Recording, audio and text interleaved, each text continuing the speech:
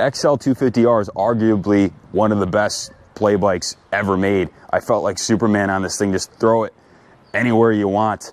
Street legal, headlight, taillight model with the turn signals. This one's just been completely serviced by Bill Kelly, one of our A-techs here at Kaplan Cycles. Kyle's our project manager. He's over here. What's up, Kyle? What's going on, guys? Kyle's going to chime in a second on this one, but we spent the better part of 2 weeks on and off on this bike, making it right, ordering parts, going through it. This is the dual carb model, dual exhaust port, and guys, it just absolutely screams. This is before Honda started cutting corners. This is the metal gas tank model with the gauge cluster trip and odometer. This is a very straight example and just tuned to perfection. Great beginner's bike, non-threatening, really easy to ride, but as you saw, you can really get going fast on one of these things and enjoy yourself even as an experienced rider. This is a bike that you'll never outgrow. That's great around the house. The wife can ride it.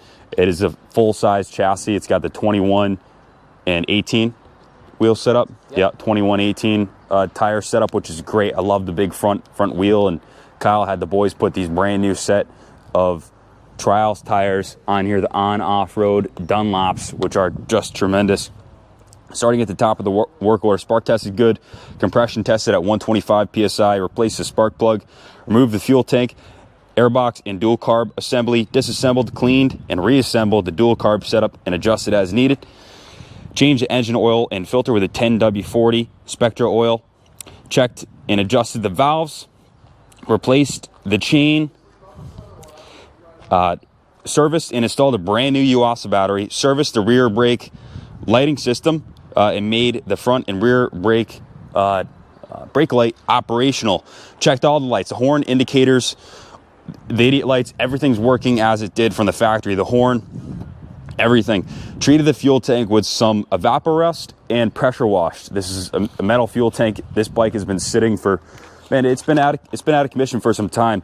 So standard procedure, Evaporust the fuel tank. The exterior is in really nice condition, the original paint.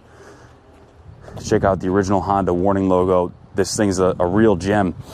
It was preserved because it was ridden only on the street. We bought this from a collector, a good friend of ours, Ray Rosa, in the Bronx, and this was a commuter in the city, and it was never smashed, and it was never taken off-road, and that was a saving grace on this bike. It feels like a brand new motorcycle, quite frankly. So moving down the work order. So rebuilt the leaking petcock with a Moose Racing petcock repair kit. Nut and bolt check on the bike. Tightened the spokes. Set the tire pressure. Rerouted the cables in the clutch cable. Positioned the levers. Test ride. Ran well. Idled well. This bike does everything well. The full work order will be written in the eBay ad. Check the gallery if you have interest in the bike. Check the photos. The bike speaks for itself. Our work order totaled a little over $3,000, billed at $90 an hour. That's our service rate. We don't service other people's motorcycles, but we do this every time we figure out what's the real investment. If you were to take this bike to a shop and have it serviced professionally, what would you have spent? And that, well, answer to that is a little over $3,000. 17 hours in service, 12 hours in the detail shop where it was hot water, pressure washed, degreased, touched up the chassis, the engine, the hubs, triple clamps, etc. Polished the forks, wheels, hardware controls, and cleaned the grips, the seat cover, the tires. Just a lot of work just massaging this one to perfection. It was well worth it. Also, Bill Kelly had mounted a brand new set of turn signals. Its signals were deleted prior to us getting our hands on it, and of course it came stock in this bike, so Bill was able to install these brand new turn signals and wire them in, so the bike is ready to be registered for the street. Let me see. Oh, it's also has a brand new 12-volt flasher. Let me see. That looks about it. This bike may or may not be coming up for sale. This is just an absolute blast. I've taken this out in the last 2 days.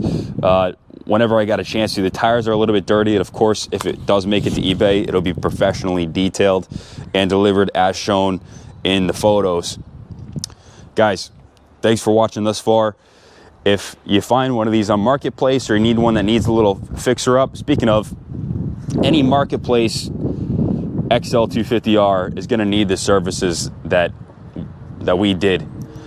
Even just sitting for a couple of years, you know, having to go through the carbs, the petcock, service the fuel tank, adjust everything, reroute the cables, new tires and tubes, go through the chassis nut and bolt check, adjust everything. That's really a mild mechanical restoration. Adjust the valves.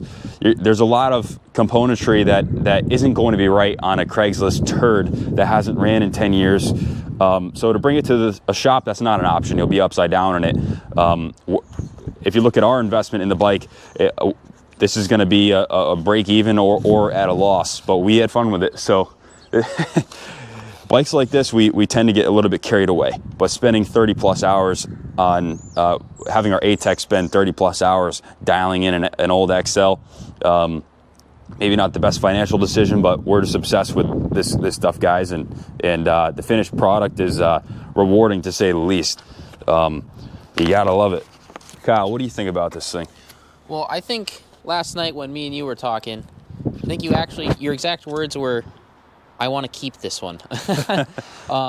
It's an awesome running bike.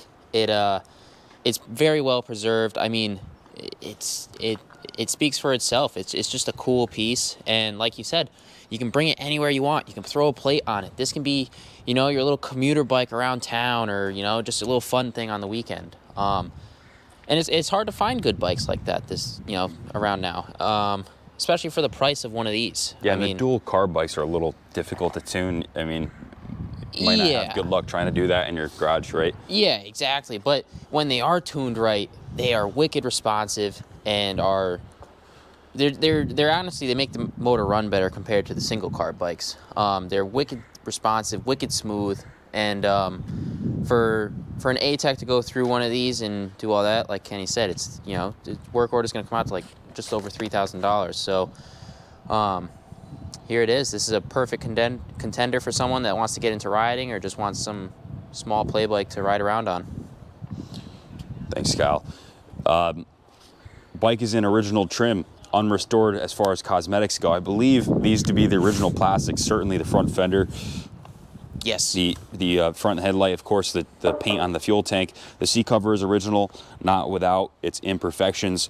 The wheel set, no dents, dings. All the running gear, the foot pegs are nice and straight, and that's indicative of the street riding.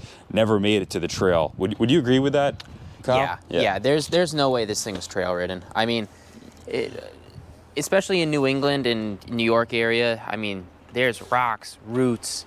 The trails are not easy going out here, so this thing was definitely just ridden on the road. XL250R, full-size play bike.